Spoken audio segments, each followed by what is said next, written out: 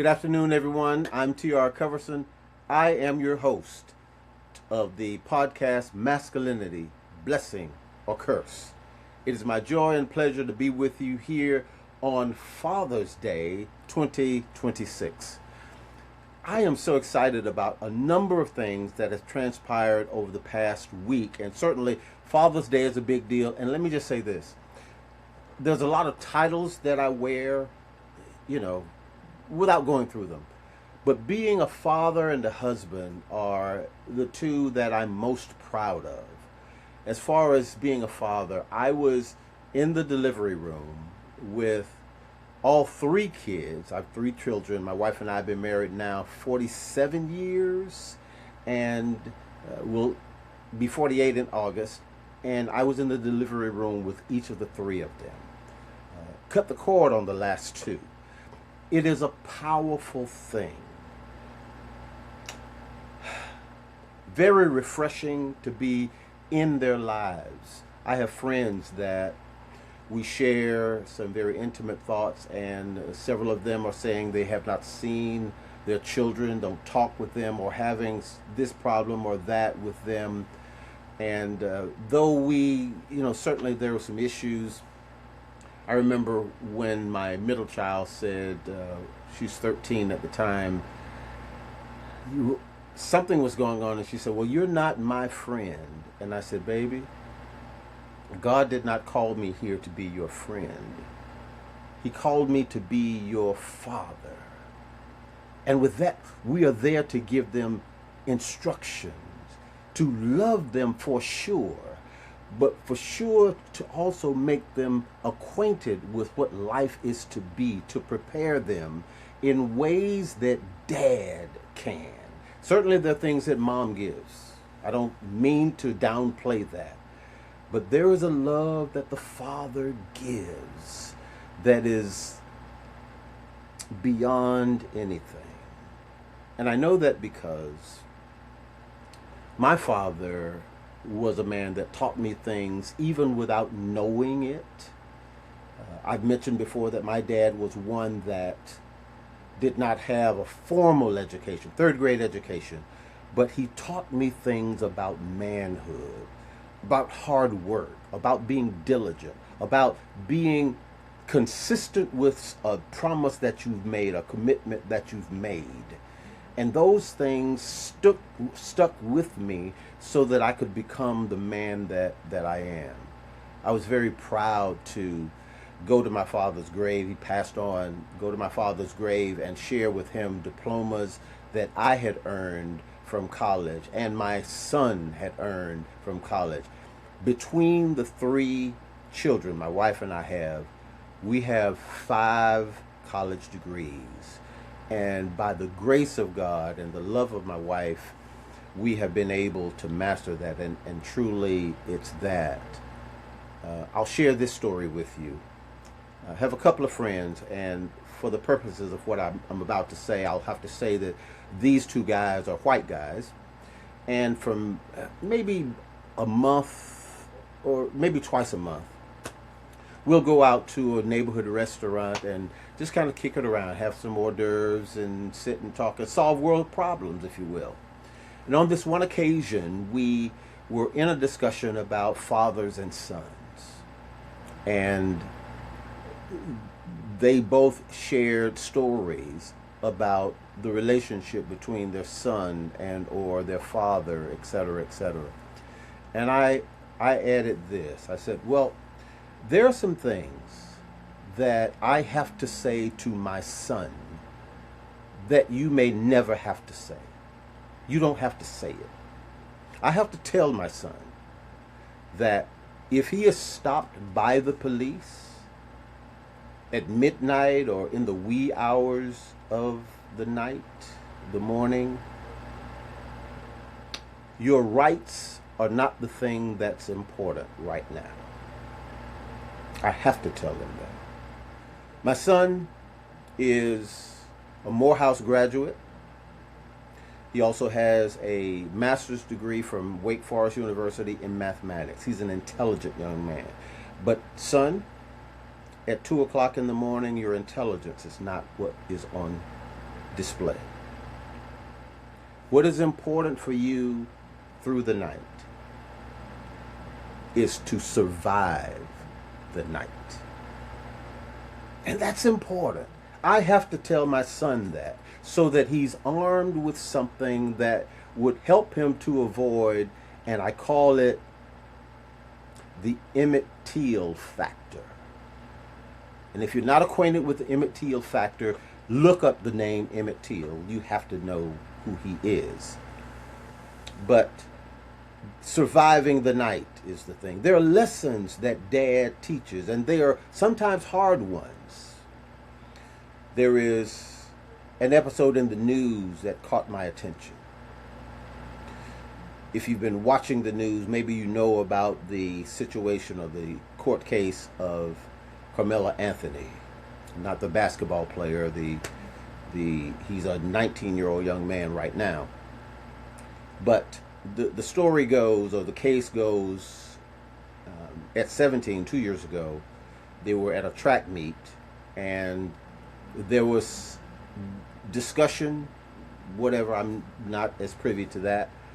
But in the aftermath of the altercation, Carmelo stabbed this young man, happens to be a white young man, in the chest, and he died. There was a discussion with self-defense, etc., etc. The point that I'm making is, last week or so, he was convicted, and he is now age 19. He got 35 years. 35 years. A 19-year-old. Here was a young man that had a 3.7 GPA. He was the captain of the football team. He was the captain of the track team. This was at a track meet where this event occurred. And I don't know all of the circumstances. Here's what I will say. Young man, you have choices to make. There will be situations that will happen to you in your life. There will be. There will be. The situations, however, don't determine who you are. The choices that you make after the situation, after that circumstance, is what determines who you are. Because now you pick up a power that God has given mankind and no other. All other life forms function by nature. We have the privilege of being able to make a choice. So you could choose to engage in an altercation with a weapon, or you could choose to walk away. You could choose that. Now, in retrospect, it's easy to think that, gosh, walk away. Now, if you walk away, they call you a punk. They call you a chump. They call you names. Maybe. I don't know. I don't know what that situation was. But perhaps that's the case. But they call you names. But if you had it to do over again, what choice would you make? Here's the other thing that I want to put on the plate for you to digest. Our model to make us a man, in my view, is to mimic Jesus Christ. And I will say this, if the cross does anything at all, it reminds us that sacrifice and pain is part of fulfilling your purpose. Jesus' purpose. He came here to die for our sins. That's why he came. One of his friends, Peter, has said, no, Jesus, you can't do that. We won't go to Jerusalem because they're going to kill you. Get thee behind me, Satan, is what Jesus said. Don't get in the way of my purpose. Now, we make the cross look pretty. Now, I wear a cross myself, and this is it's a gold one. It's beautiful. But the cross that Jesus was on was nothing beautiful about it. They say it didn't even look like a man. They whipped him, beat him. Professional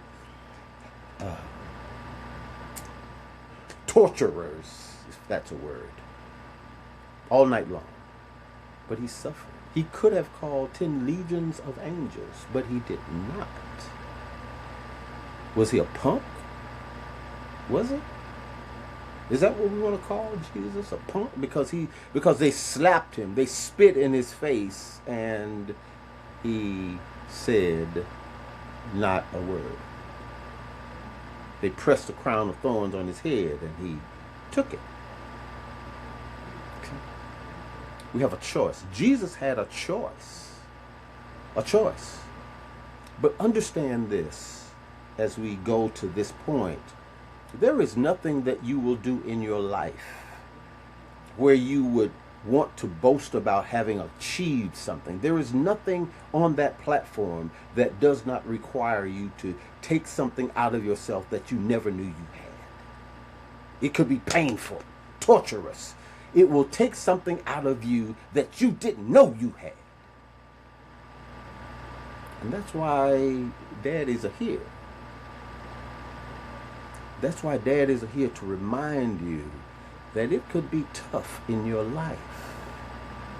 But you have a choice, son, daughter.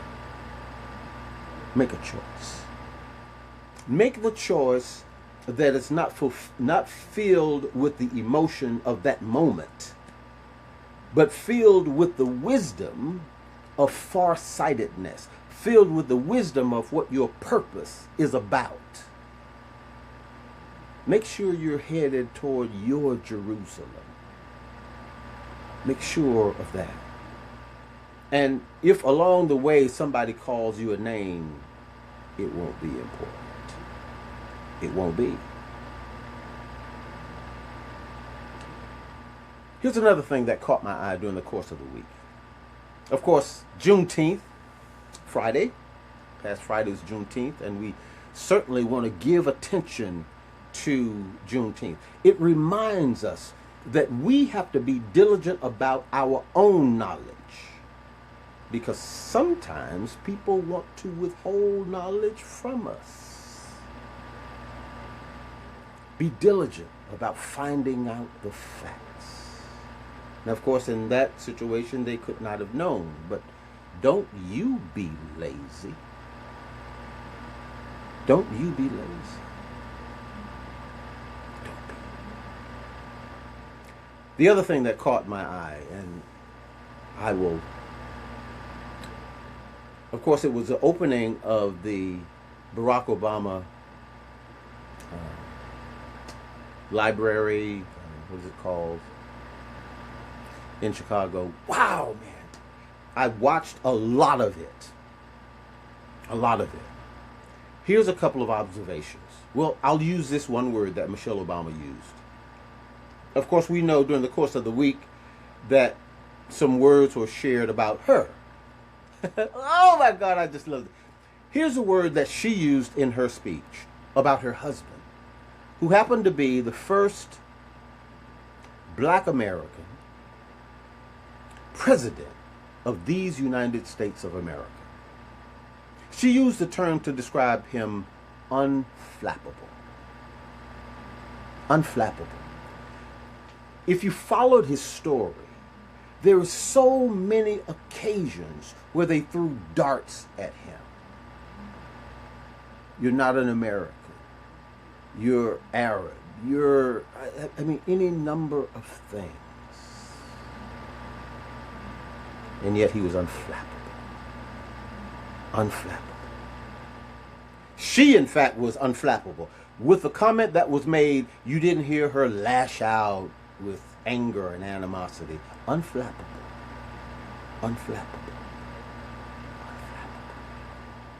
Things happen to you in your life. They will. I promise you, they will. But if you can stay the course of your purpose and be in that word, unflappable. I listened to all of it, or a good majority of it. Never heard the current president's name mentioned at all. Oh, I just loved it. But everyone can see, if you're looking at the two, that there is a unflappable difference. I was so proud. So proud. Son, make us proud of you. What President Obama did is what he did. There are purposes in you. Be about those things in this generation for you. Be the man that God called you to be. Stay focused on your purpose and be unflappable. God bless you. God keep you. Gosh, I hope you have a wonderful Father's Day. Happy Father's Day, Dad. Just my applaud to you. And if you would, subscribe and be notified, and we'll have some conversations more about masculinity, about who we are. God bless you. God keep you.